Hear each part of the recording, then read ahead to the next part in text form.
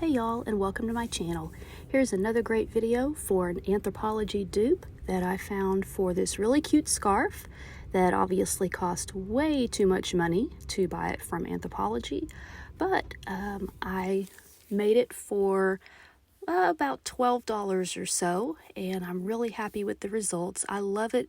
In the picture, it looks like it's just two pieces of like a flannel. And the only dimensions it gave was that it was 72 inches long, which is 2 yards. So to conserve fabric, I only bought 1 yard of each of these flannel fabrics from Joann, because the scarf is not going to be the full width of the fabric. I decided, in order to save fabric and save money, to just cut the fabric on the fold. So I would have two pieces and then sew them together to make a much longer piece. So folded in half, this fabric was about 22 inches, which makes it about 44 inches or 45 inches when it's laid out flat. And with the plaid on here, I discovered that after I bought it, that it is an uneven plaid, meaning that the plaid looks different depending on which direction you're looking from. So this is going to make it just a teensy bit harder to match. So the first thing I did was just cut along one of the lines that was right on the fold of the fabric. So I ended up with two pieces that were 1 yard in length and then 22 inches wide. And originally I really wanted to use the full width of the fabric, the 22 inches.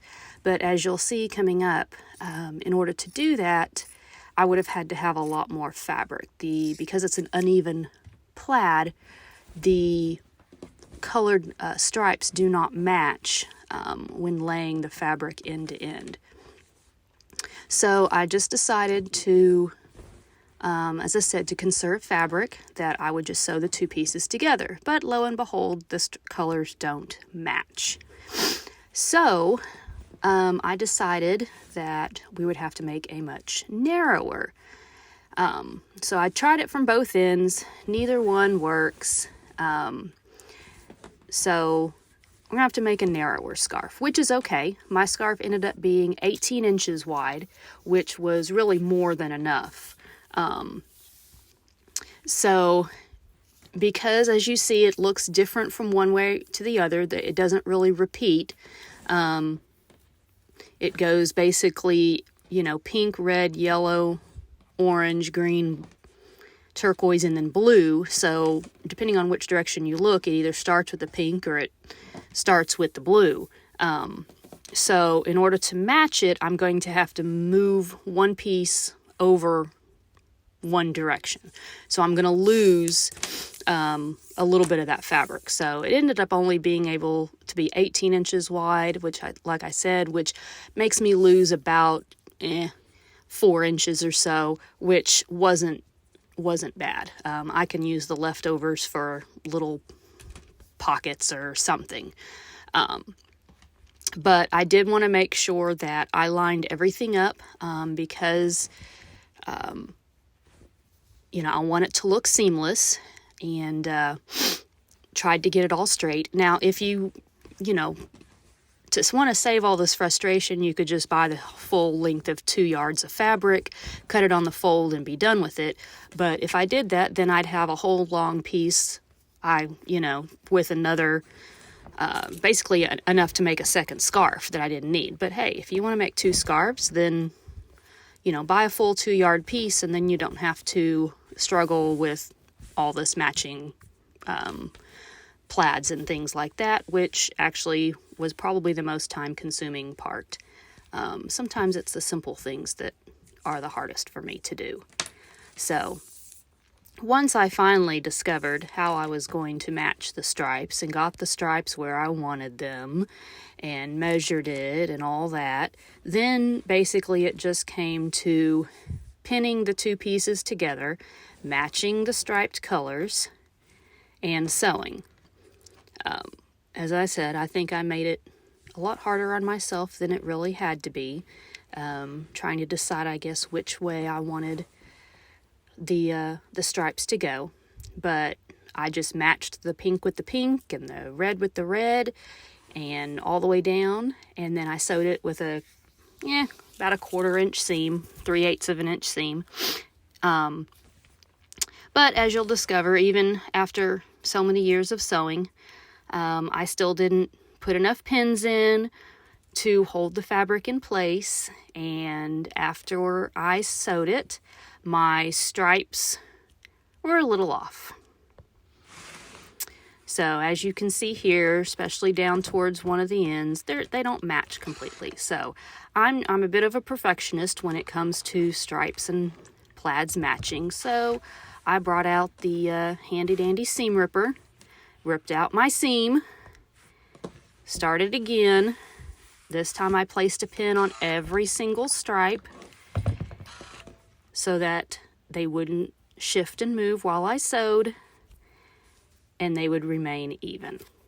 After you sew your seam, you will want to press your seam open like I did, just to maintain a nice flat seam. It doesn't bunch, but it never fails. No matter how many years you've been sewing, the seam ripper is still your best friend. So I unpicked it and repicked it again.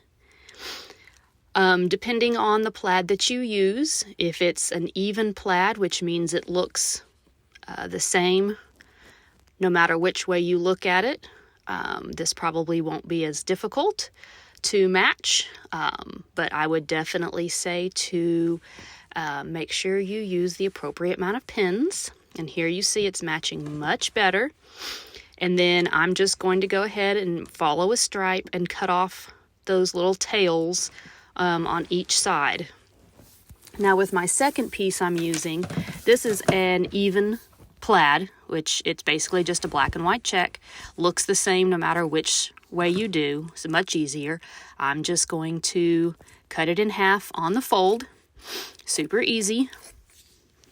And then pretty much do the exact same thing, making sure that it's even. Now on these woven plaids, and it's woven because instead of printed, because it looks the same on both sides, your plaids, your stripes and stuff are straight. So, even when you get it cut in a fabric store and they've got grooves or whatever, a lot of times it's still not cut straight. So you're going to want to make sure that it's all nice and straight, and then sew it together, press it open just like we did on the first ones. Then I'm going to right sides together, put both my front and my back, matching the piece that the seam where I sewed the pieces together. And again, if you're just going to buy 2 yards and do one long piece, then you can just find the center, match the center, and then pin along each long side. Don't worry if the raw edges are uneven at this point. We can even those up later. Just start from the center and pin out, and then you're going to sew it. You can use again 1/4 inch, 3/8 inch seam allowance. I just guided the edge of my presser foot against the edge of the fabric. Used just a regular medium size straight stitch, which on my machine is about a 2.5. And sewed up each long side.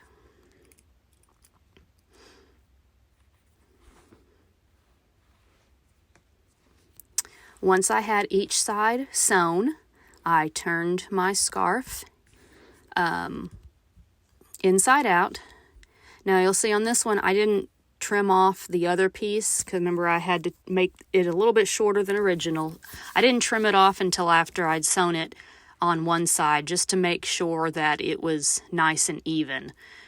So I sewed one side and then pinned it flat, sewed the other side, and then about this time Twix decided to jump up on the sewing table and be annoying with his tail. So sewed it, flipped it right side out, and then pinned the edges that I had just sewn flat and gave them a good press. and then measured up about 3 or so inches. Again, this is, if you want longer fringe, you can do it deeper, but I chose about 3 inches. And I sewed a straight stitch on that 3-inch mark all the way across, and this just stops the fabric from fraying. Once you do this, then you can take a pin or your seam ripper or something, and you just start pulling the threads out. It's actually quite satisfactory doing this. I did it while I was just watching TV, and you just pull them out. When you get to the seam on the ends, you may have to clip it a little bit with a pair of scissors, but you will just continue to remove the threads up into that line that you sewed across at the 3 inches, and you will automatically create fringe.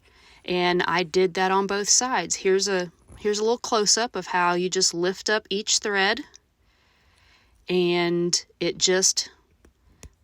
comes out and creates that little piece of fringe. Don't do too many threads at one time. I generally don't do more than 2 at once, otherwise they can break. Remember, these are tightly woven in there, but you'll see that stitching line I did 3 inches in, and that'll just keep it from fraying.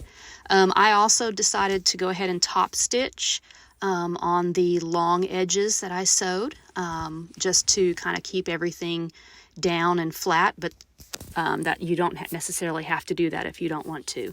So I love the way this turned out. I think it looks really close to how the Anthropologie did, and for a fraction of the cost.